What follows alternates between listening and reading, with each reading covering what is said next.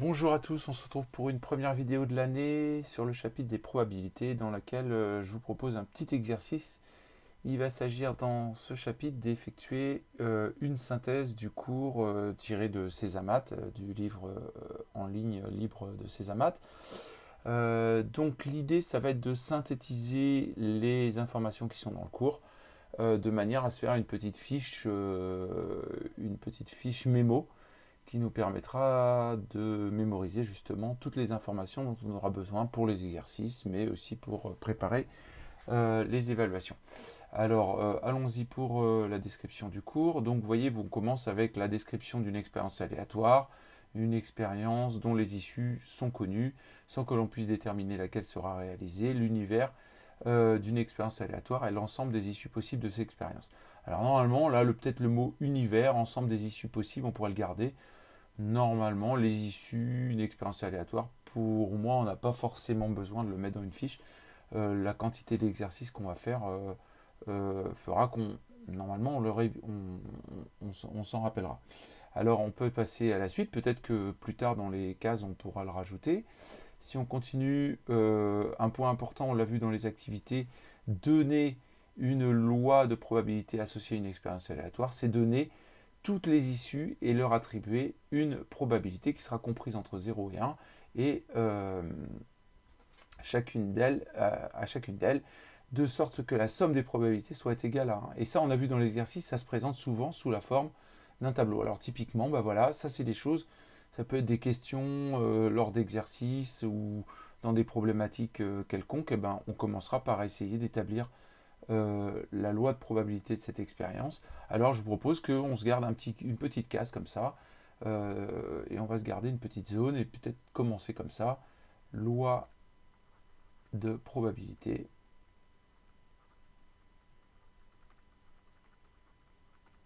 Voilà. On va se prendre ça. Qu'est-ce qu'on pourrait écrire dans cette loi de probabilité? Bah, par exemple, donner, ce serait donner la probabilité de chaque issue. Ou plutôt établir la probabilité, ça dépend de l'énoncé. Établir. Oh là, j'écris mal, c'est le début de l'année. Avec la tablette. La probabilité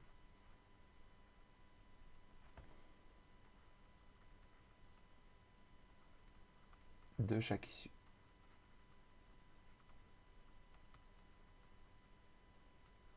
Voilà, alors souvent ça se présentera sous la forme d'un tableau. Hein. Donc hop, on va se faire un petit tableau exemple. Par exemple, si on prenait pile ou face, voilà, bah, établir la loi de probabilité. Voilà, ici on aurait les issues et en dessous les probas. Donc on va pouvoir le noter, on va prendre un lancer de dés. Ici, on inscrit les issues. Ici on aura pile. Ici on aura face. Voilà, et la probabilité ici, eh ben, on aurait par exemple 0,4 et 0,6 dans le cas d'une pièce qui ne serait pas équilibrée. Alors ce qui est intéressant de savoir, c'est qu'ici le total, la somme des probabilités de l'expérience aléatoire de chaque issue est égale à 1, c'est-à-dire 100%. Voilà, qu'est-ce qu'on peut... on va revenir à notre petit cours, donc à retenir. Établir la loi de probabilité, c'est décrire les probabilités de chaque issue. Alors comme on va se faire un petit dessin, voilà, on se dit ok, on va se faire une petite bulle là. Voilà, une première chose du cours. Revenons à nos moutons, on continue un petit peu. Est-ce qu'on a tout ciblé? On présente sous la forme d'un tableau, c'est ok. Les probas sont comprises entre 0 et 1, peut-être qu'on reviendra dessus. Et je continue. Alors, on a des situations qui sont ce qu'on appelle des lois équiréparties ou des expériences équiprobables. Et donc ça, c'est un cas particulier. Par exemple, si je lance un dé bien équilibré, est-ce qu'on va faire un tableau qui résume tout en disant pour la phase 1, c'est un sixième, pour la phase 2, c'est un sixième, pour la phase 3, c'est un sixième, etc., etc. On pourra plutôt préciser par une phrase en disant qu'il s'agit d'une loi équirépartie. Euh, et du coup, on connaît facilement les probabilités de chaque issue. Alors ça, c'est à retenir. Euh, et donc, on va peut-être l'écrire. Donc, loi équirépartie. Comment on pourrait le dire? C'est à vous de reformuler, hein, chacun dira sa phrase. Moi je dirais quelque chose comme chaque issue a la même probabilité.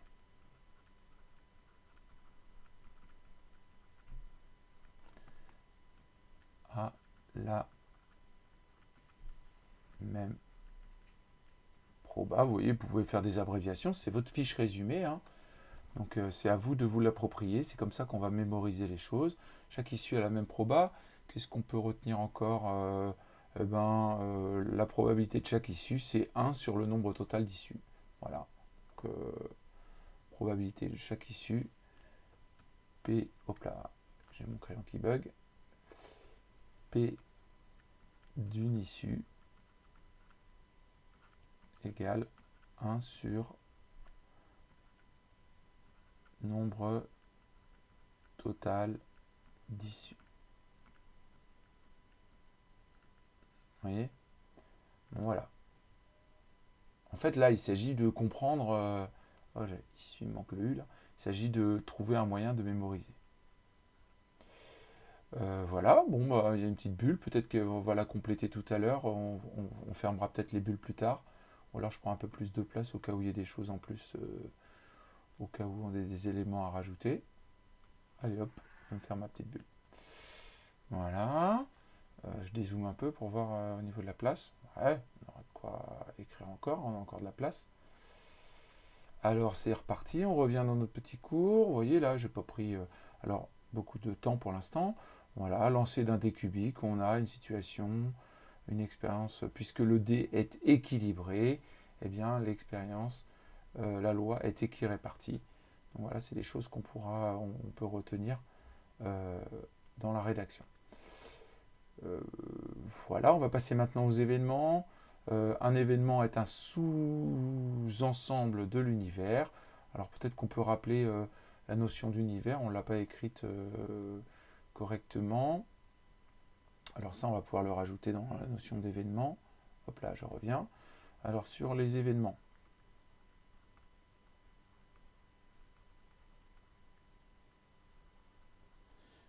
Qu'est-ce que je vais pouvoir dire sur l'événement? Voilà. Oméga, c'est l'univers.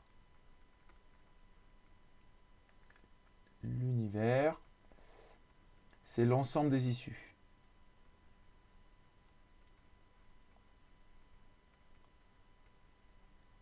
Voilà. En général, on l'écrit avec des accolades. On va mettre en rouge parce que, par exemple, je vais mettre, je sais pas moi, 1, 2, 3. Alors, oui, j'ai petit défaut Python là. C'est des points-virgules. 4, point-virgule 5, point-virgule 6. Voilà, par exemple, dans cet exemple. On peut mettre des petits exemples comme ça pour se rappeler. Voilà, mais on peut mettre une phrase, tous les nombres entre 1 et 6, voilà, tous les nombres entiers entre 1 et 6, l'ensemble des issues. Alors on a d'autres événements particuliers. Qu'est-ce qu'on a? Alors je vais reprendre le cours pour vraiment se mettre dans la situation. Voilà. Bon, on peut dire qu'un événement est un sous-ensemble de l'univers. Donc on va peut-être pouvoir écrire ça ou le schématiser, un événement sous-ensemble de l'univers. Hop là, changer de couleur. Événement A, sous-ensemble de l'univers.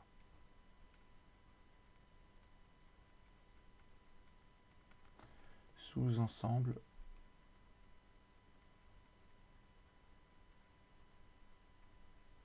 de oméga. Alors par exemple ici, on pourrait donner un exemple. Reprenons l'exemple ici, par exemple A, ce serait les nombres pairs. Les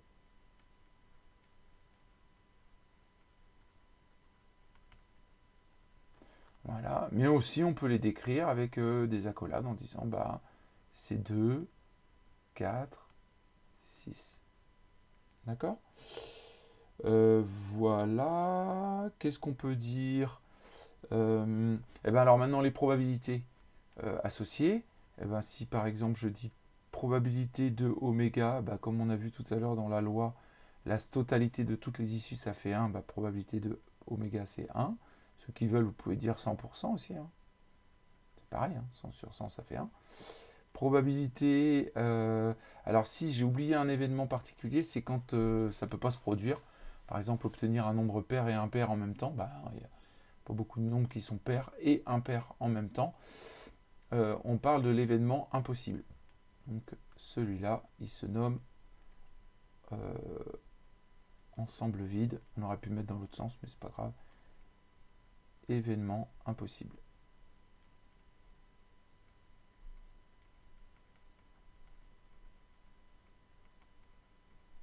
Voilà. Et du coup, quelle est la probabilité qu'on tombe sur un événement impossible? Bah, c'est 0. Hein. Donc P de oméga égale 0. P de ensemble vide égale 0. Voilà, bah là on a tous les éléments de base pour calculer les probabilités de manière générale.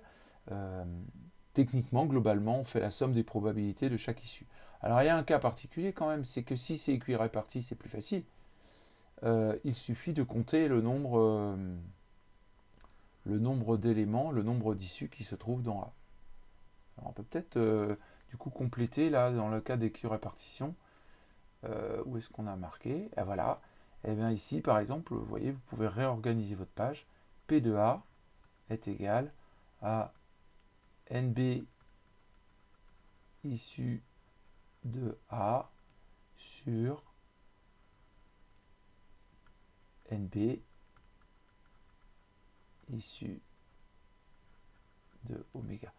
Grosso modo, par exemple, si on reprend mon lancer de dés, ça dépend comment vous fonctionnez, mais si vous avez un exemple en tête, ben voilà, j'ai 3 nombres pairs parmi 6. Bon, voilà, il y a une chance sur 2 d'obtenir un nombre pair dans mon lancer de dés. Est-ce que ça va? Donc c'est beaucoup plus simple dans le cas de équirépartition, il suffit de compter les issues. Dans un cas général, il faudra additionner les probabilités de chaque issue. Alors on reprend notre petit cours. Qu'est-ce qu'on a à voir encore? Voilà, obtenir un nombre pair. On fait une petite phrase où on le décrit avec des accolades et ainsi que les issues. Qu'est-ce qu'on peut dire encore? La probabilité d'un événement A est égale à la somme des probabilités des issues qui réalisent cet événement. Voilà, l'événement impossible, ensemble vide, sa probabilité est nulle. L'événement certain, je ne vais pas parler de l'événement certain, c'est l'univers, sa probabilité est 1. Ok, qu'est-ce qu'on peut dire encore? On continue, ça on l'a dit. Nombre d'issues que réalise A sur nombre total d'issues. Voilà, qu'est-ce qu'on peut dire? Alors maintenant, l'événement contraire, donc opération sur les événements. Donc l'événement contraire, bah ici on a le petit schéma, donc on peut se faire le petit dessin. Et donc on va y aller, événement contraire. Donc opération, comment j'ai marqué ça moi pour me retenir? Opération sur les événements. On peut le marquer ici, événement contraire. Hop. Je regarde au niveau de ma place. On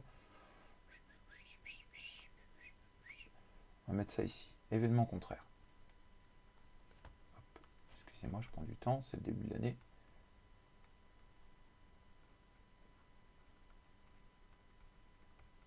Contraire. Alors l'événement contraire, on le note à barre, qui n'est pas dans A. Bon, vous voyez, oui, c'est ça. J'aimerais bien vous faire comprendre qu'il faut essayer de s'extraire de la définition. Soit A un événement, l'événement contraire de A noté à barre est l'ensemble des issues qui ne réalisent pas A. C'est vrai que c'est bien de le retenir, hein, c'est mathématiquement, c'est très juste.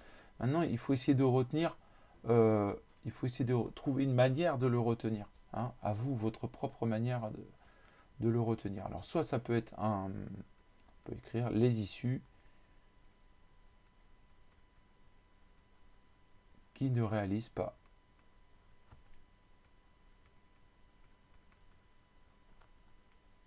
Qui ne réalisent pas A. On peut faire un petit dessin. Hein. Si j'ai mon univers ici, tout mon univers, donc oméga. Ici, imaginons que j'ai mon A ici. Bah, du coup, mon A bar,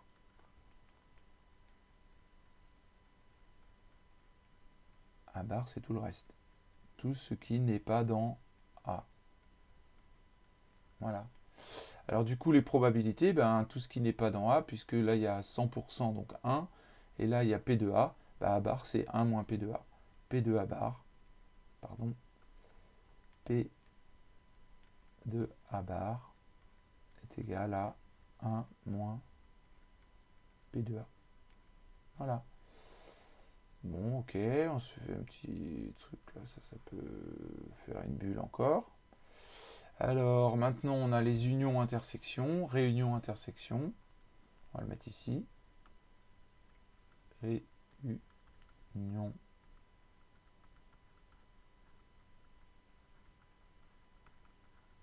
intersection. Là encore, chacun sa façon de présenter.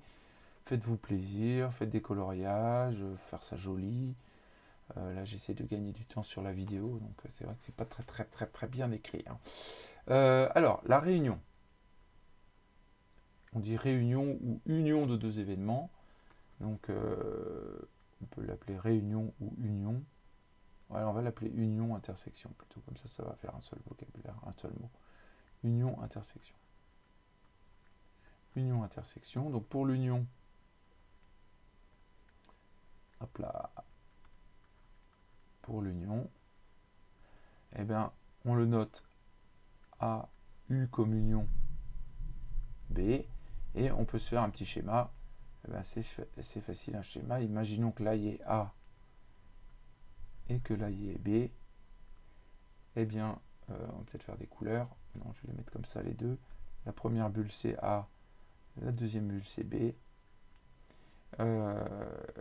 Et donc, l'union des deux, c'est tout ce qui est dans au moins l'un des deux. Donc l'un, là je suis dans A, donc c'est bon. Là je suis dans les deux, c'est bon. Là je suis dans l'autre, c'est bon. Donc on retiendra soit au moins l'un des deux, ou l'un, l'autre, ou les deux. Hein, c'est pas le fromage ou dessert de la vie de tous les jours. Donc on pourra dire au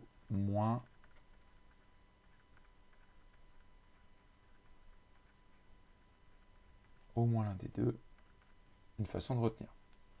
Voilà. Alors pour l'intersection, je ne sais pas si je vais réussir à le faire ici, ouais, ce serait pas mal d'avoir tout d'un coup. Pour l'intersection,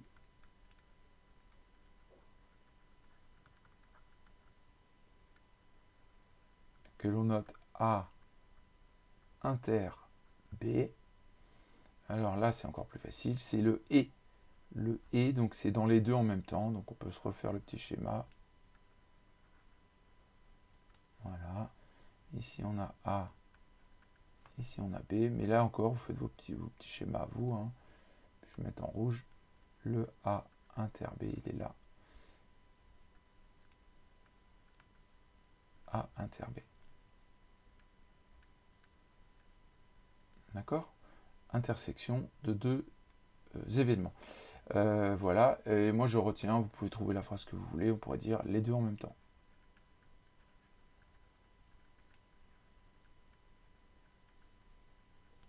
Hop là, je déraille là. Qu'est-ce que j'ai fait? Plus beaucoup de place, les deux en même temps.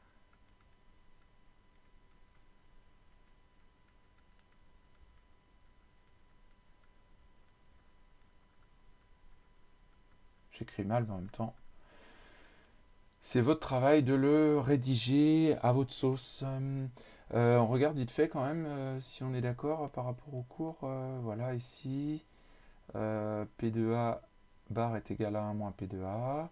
Voilà, réunion intersection, vous voyez apparaître les deux schémas. Peut-être que ça vous plaira plus comment c'est présenté ici. Voilà, l'union, la réunion. Et il nous reste une dernière formule. Bah, quand on veut additionner, trouver la probabilité d'une union, eh bien on peut la calculer de cette façon-là. Alors, hop, si vous avez bien lu, eh bien quand je calcule probabilité de la réunion là, je peux dire que P de A union B, c'est P de A plus P de B, mais là il y a de l'arnaque. Parce que du coup j'ai compté deux fois le milieu là, c'est-à-dire le milieu c'est A inter B. Donc on est obligé de l'enlever une fois. P de A inter B. Et voilà. Alors, si les événements sont disjoints, non, je ne vais pas le nommer. Si les deux événements, ils n'ont pas d'intersection, bah, du coup, P de A inter B, ça fera 0. Est-ce qu'on ait besoin de le distinguer? Ça, c'est chacun de le savoir. Voilà. Je voudrais juste rajouter un petit point qui n'est pas dans le cours. Mais pour modéliser une expérience aléatoire, si on résume les trois méthodes, vous avez le tableau croisé.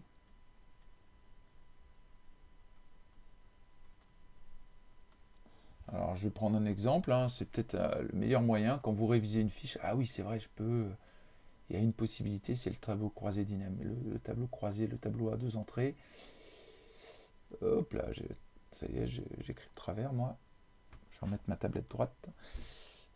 Voilà, donc, oh, bah, décidément, je peux écrire. Je vais me remettre droit. Voilà, on revient. Je suis à où? Donc, vous savez, par exemple, garçon, fille, sport ou musique, vous en avez fait plein d'exemples. Colin, Colin ou bœuf.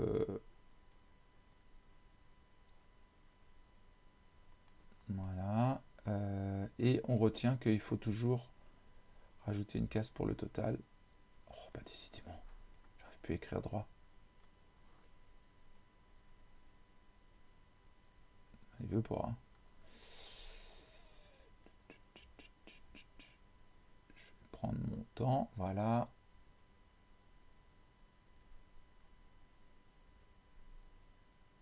Alors, on va pas détailler, mais vous vous rappelez, on décrit nos événements et puis on va pouvoir écrire j'ai des garçons, j'ai des filles, j'ai un total, et puis j'ai sport, musique, total. Voilà. Bon bah voilà, vous avez une méthode. Et ce qui est intéressant, c'est attention, ne pas oublier les cases totales qui nous permettent de bien réfléchir sur les calculs. Et puis vous voyez, bah, du coup, vous pouvez savoir ceux qui font que sport ou ceux qui font sport, les garçons qui font sport ou les filles qui font musique, etc. Tout est visible dans le tableau. La deuxième façon de modéliser certaines expériences, c'est les arbres. Bon là, je ne vais pas en dire beaucoup plus, mais là, c'est plus un moyen mémotechnique de se rappeler, ah oui, c'est vrai, voilà une des possibilités, quand j'ai un problème de probabilité, pour décrire et modéliser mon expérience aléatoire, il est possible de le décrire comme ça. Voilà. Puis enfin, il y a une troisième possibilité, c'est le diagramme. Et le diagramme, bah, par exemple, c'est ce qu'on a fait pour les unions-intersections. C'est parfois une bonne solution. Mais dès que le problème il est compliqué, on dit aussi diagramme de Venn. Dès que le problème est plus compliqué, bah, ça devient un peu restreint. Un petit peu limité. Voilà. Bon, bah, on va peut-être laisser un peu de place. Je vais fermer ça pour la case modélisée. Voilà. Puis on va peut-être dézoomer, voir un peu la tête que ça a. Bon bah voilà, on aura une fiche, c'est un peu le bazar là, mais en fait on a nos petites catégories, normalement tout y est. On a encore un peu de place si jamais il y a des choses à rajouter sur certains exercices.